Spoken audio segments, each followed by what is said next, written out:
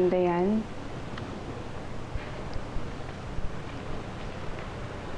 Magaling ka na? Dadating na ba yung nanay mo? Hindi po eh. Ma'am, gusto ko lang po magpasalamat sa inyo. Kasi po hindi niyo po ako tinuring ng masama kahit na niloko namin kayo.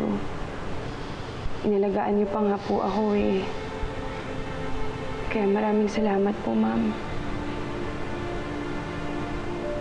Hindi ko po deserve na alagaan ng ganun. Napakabait niyo po. Masisisi mo ba ako?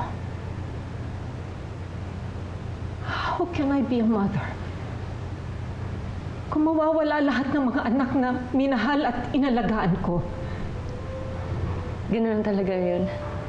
Ganoon lang po ang tingin niyo sa amin para mga manika na pag wala na at sira na, papalitan ng kamukha. Akala ko pa naman tanggap niyo po kami. Akala ko tao ang tingin niyo sa amin, yung pala hindi. Napakababa ng tingin niyo sa amin. Lahat kayo, pare-pareho kayo. Gusto niyo lang kaming gamitin.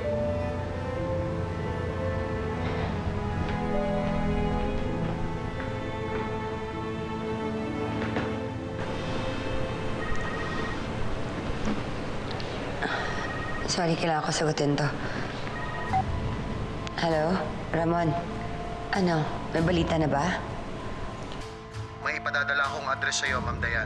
May mga nakakita kay Hope sa lugar na yon. Okay, sige. Ito-text ko si Ramon. Kunin ko si Hope. Hihingi akong tawad sa kanya. Sasama po ako, ma'am. Ha? Kasi po, madami pong tao doon, ma'am.